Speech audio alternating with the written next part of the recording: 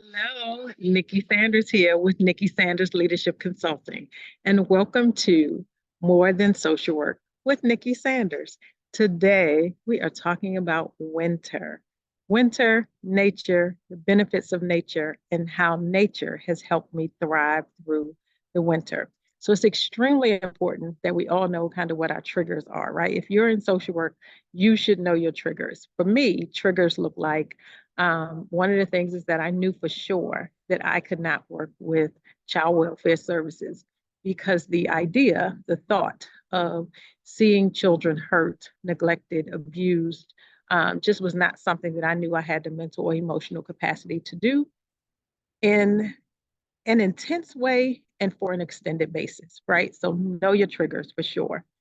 But definitely, you also need to know what are the things that energize you.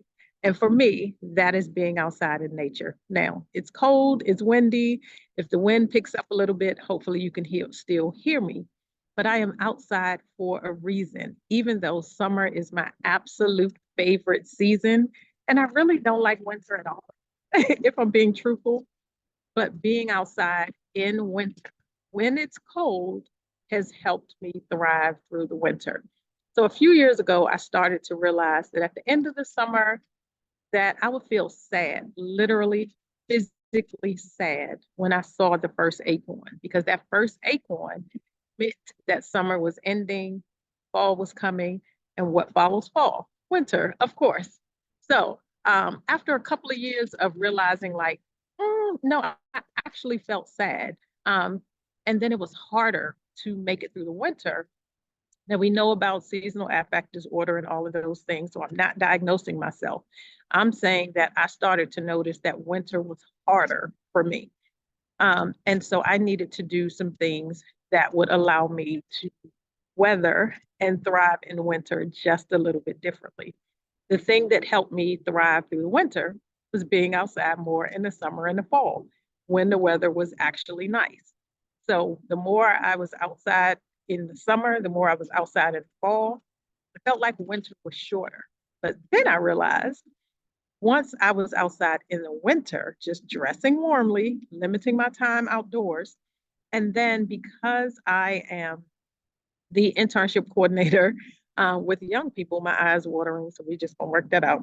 Um, the internship coordinator with young people, I was outside much more, right? But being outside more in the winter actually made winter not as bad. Now, I still don't like cold. I still don't like the short days, but what I dislike more than the cold and the short days is snow. I am not a snow bunny. There is no point in my life that I want snow. I never want a snow day. So I would rather go to work. I would rather go to school. I would rather do the event, whatever it is. I would rather do those things than have a snow day. If I need a day off, I'm just going to take the day off. I am not waiting for snow. I never want a snow day. So why am I telling you all of this? I'm telling you all of this because self awareness is extremely important, especially in social work. But I want to share also just kind of paying attention to ourselves and what makes us tick. What is it that we enjoy? What are the things that make it easier for us to do our work and to do our work well and to enjoy our work? So on Friday here on the East Coast, um, we had a winter storm warning.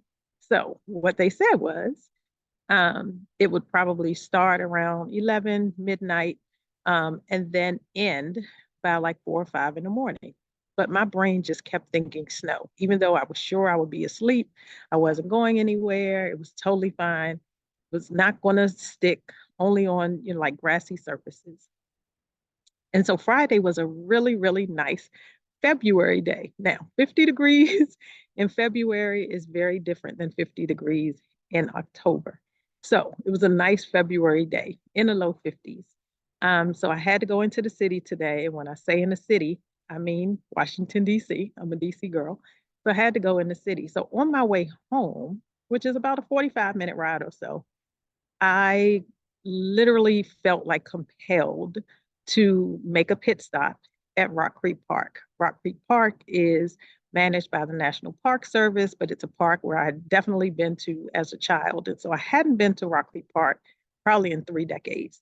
But when I say compelled, I mean compelled to stop at Rock Creek Park instead of going home.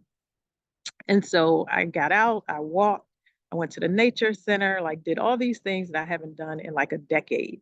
And then on my way home, I felt this intense craving for Chick-fil-A sweet tea. Why does that matter? Because I haven't had Chick-fil-A sweet tea in like over a year and it wasn't even good, right? I sat in the Chick-fil-A drive-through for a sweet tea.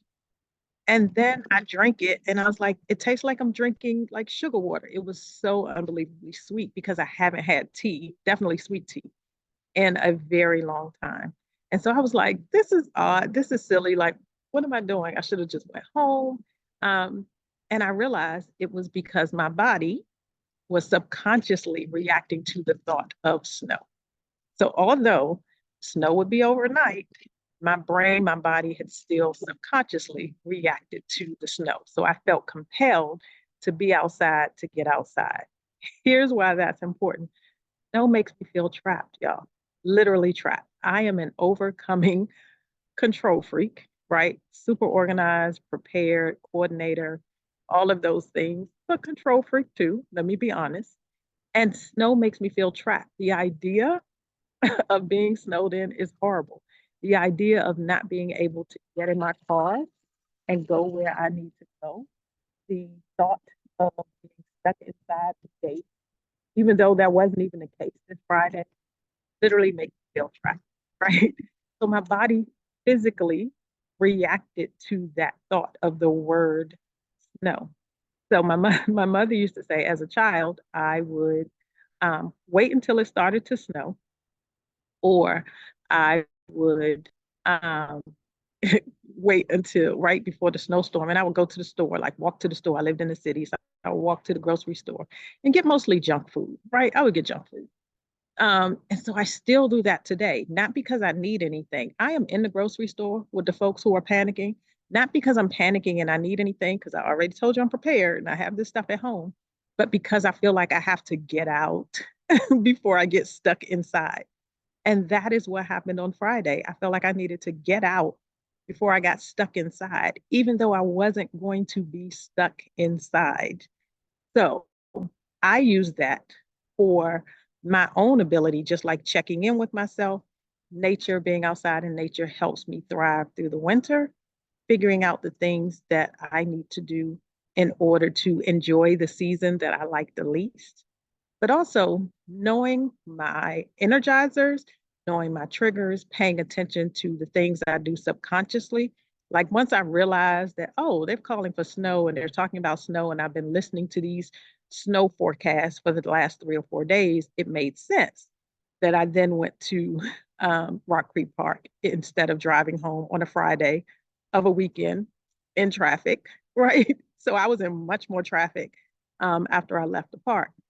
And then also knowing that me going to get that sweet tea was that kind of craving of something sweet, something calming, something comforting that I wanted to have before I was snowed in, even though I really was not going to be snowed in.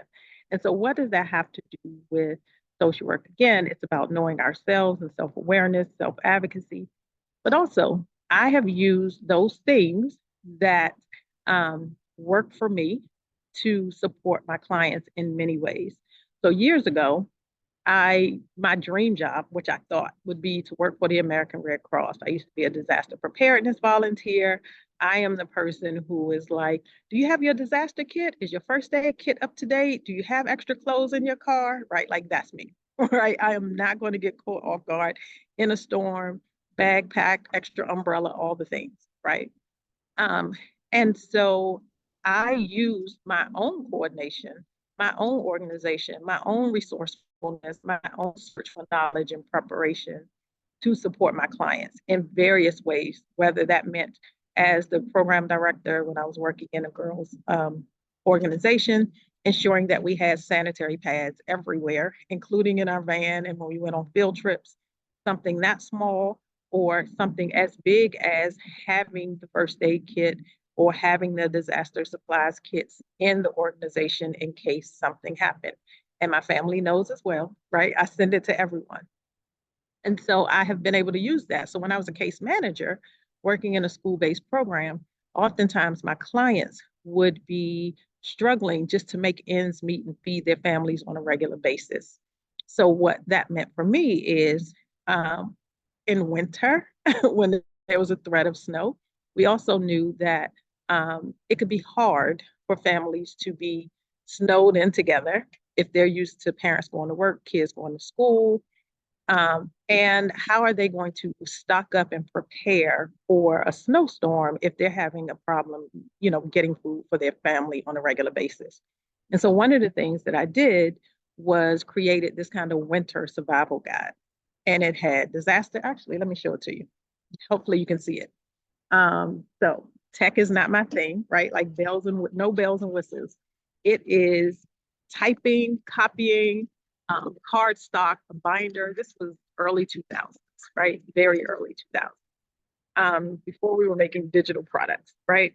And so what in here, I talked about the wonders of winter, things to do, games they could play, things around family time, how to adjust things during the winter, indoors and outdoors, just education in terms of continuing education with the kids, things that you could watch on TV, and then our finances, our health and safety, personal safety, germ prevention, toy safety, storm preparation, and resources, right? So this is it, right? And once I did that for my families, I was able to sit with them and prepare by the time the storm was coming, prepared. So they weren't just at the last minute running to the store to get things. We started preparing for each season. And so what I ended up doing is creating one of these seasonal resource guides for my family for each season so that they could figure out how to, enjoy their time, save their money, have the support need in order to thrive, not just survive, thrive in any season. And in the early 2000s, that just it wasn't a big deal. It was something I did normally and naturally. And so I said all of those things to say to you, the things that come naturally to you as a social worker or as an individual, those things are your gifts, they're your talents. So continue to use them. You don't have to fight against who you are, what you do, what you enjoy. I am always going to be a proponent of doing what you love and being able to be paid well to do the work that you love, doing the things that you're passionate about, supporting people in a way that also supports you. So as I'm calming my own nerves and I'm not worried about my families being snowed in and not having food to eat or not being able to entertain themselves or the kids, this simple little, it didn't take me long at all to, you know, go on the internet and print some things out or copy some things and type up some poems and some games and those kinds of things and be able to give that to all of my families. So instead of working with one family, even as a case manager, I was thinking kind of more broadly and how can I support all of my families and not just in winter. This is something that became regular for each season. So what I want you to do today is think about the things that energize you and some of your triggers. Think about your talents, skills, gifts, and how you can share those with the world. And 3, go outside and get some sun. Have some fun in the sun. Now, I've already taken my walk today. So after this video ends, I'm going to head home and relax, but I am going to see you again for our next video. Thank you for joining me for More Than Social Work with Nikki Sanders.